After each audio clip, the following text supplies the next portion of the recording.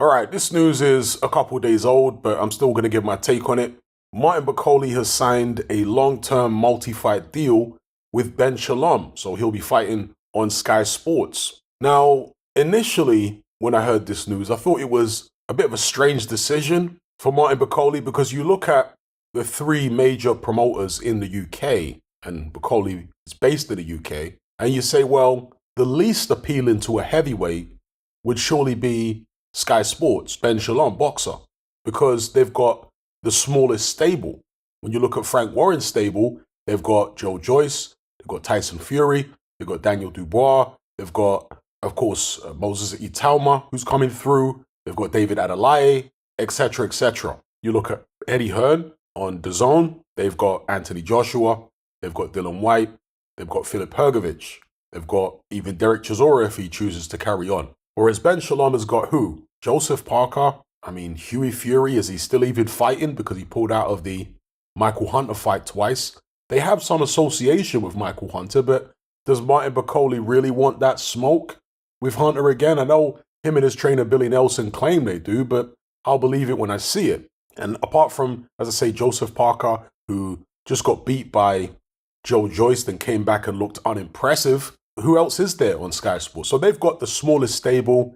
So at first I thought that's a bit of a strange decision from Bakole. But when I thought about it a bit more, I had to consider the fact that maybe Bakole didn't want to be a big fish in a small pond. That's if you consider Bakole to be a big fish at all, but you get the idea I'm talking about. Sometimes, or very often, promoters will prioritize some of their fighters over others. And it normally comes down to which fighter they see having the most commercial value, or at least the most potential commercial value.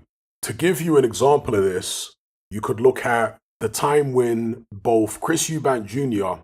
and James DeGale were promoted by Mick Hennessy. And James DeGale really wanted to fight Chris Eubank Jr. at that time. He said that he was constantly asking Mick Hennessy, putting pressure on him to make the fight, but Mick Hennessy refused to do so, presumably because he saw a lot of commercial value in Eubank Jr.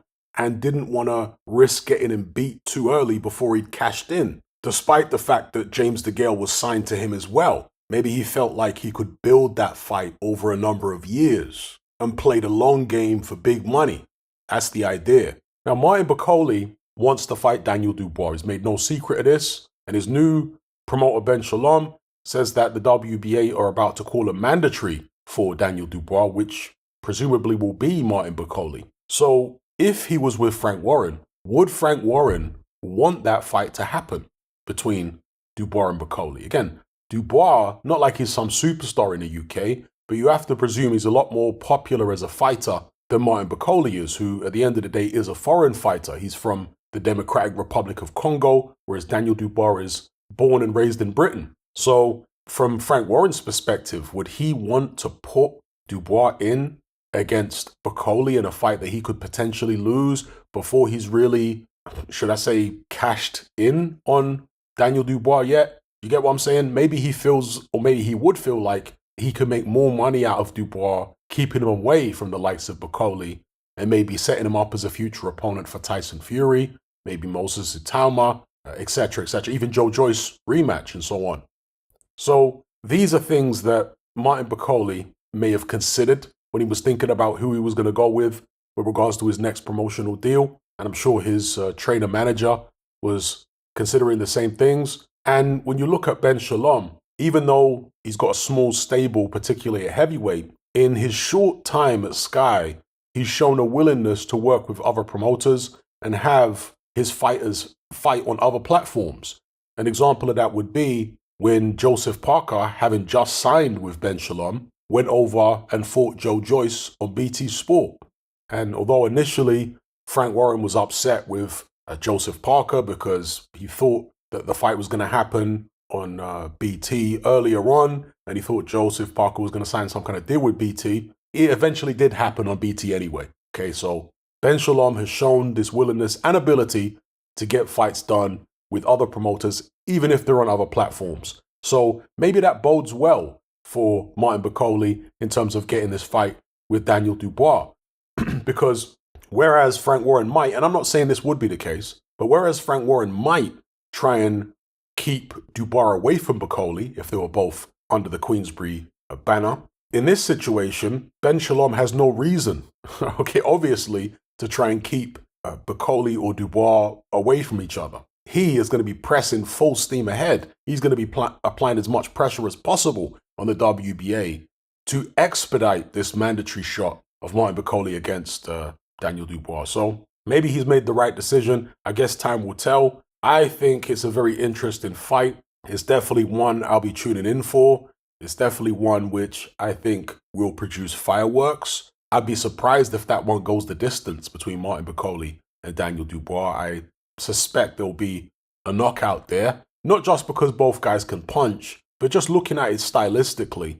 I think Martin Bakole would try and apply a lot of pressure on Daniel Dubois and really rough him up in a similar fashion to what we saw against Tony Yoka. I'm not saying that Dubois is going to, I don't want to say fold because Yoka did go the distance, but it may be a different kind of fight. It may be a fight where Bakole is forced to take a lot more shots, where it's more competitive and so on. But ultimately, I see Martin Bakole, as I say, getting physical and putting a lot of pressure on Daniel Dubois.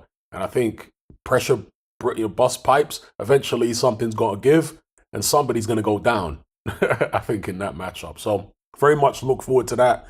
If and when it happens, hopefully it does. But let me know what you guys think in the comments below about Martin Bakole signing this long-term deal with Ben Shalom. Do you think it's going to turn out to be a good decision? Or do you think he would have been better off going with a Frank Warren, who at the end of the day does have two fighters that have belts in Daniel Dubois and Tyson Fury. And he's got a number of other heavyweights like Joe Joyce. Well, actually, Joyce is, was he the interim champion or something? So you could almost count him as being someone that has a belt, or at least he's in a position to fight for one very soon. So some of you may think it would have been better off him signing with Frank Warren, because even if the Dubois fight, let's say, weren't to come off, there would be other opportunities down the line for Martin Bakole against the fighters I've just mentioned and other fighters as well. So yeah, some of you are going to be coming from that perspective, and others will think, no, it would be better for Martin Bakole to go with Eddie Hearn and DAZN again, because obviously he was with them before. Maybe he'll get that fight against whoever, Hrgovic, AJ, Dylan White, and so on. Whatever perspective you're coming from, let me know what it is in the comment section below. Are you sick and tired of the mainstream mindset? Does the dogmatic conformity and pathological ignorance have you tearing your hair out in frustration? Then don't be alone. Come and join our brotherhood on Patreon. We stand as a beacon of reason against an army of insanity. You'll gain access to my weekly topical podcast, where we take more deep dives than Jacques Cousteau on an endless variety of subjects. There's also videos, interviews, live Q&As, as well as a vast back catalogue of previous episodes, including my popular Confessions of a Nightclub Bouncer series. You can listen via the Patreon app or download in high-quality MP3. Connect with myself and hundreds of other members in our Element chat group. There's no contract, no commitment, you can cancel at any time, and it's cheaper than a Mickey D's McMuffin. Just head to my Patreon page via the link below this video and select the tier called the Brotherhood of Reason. I'll see you over there.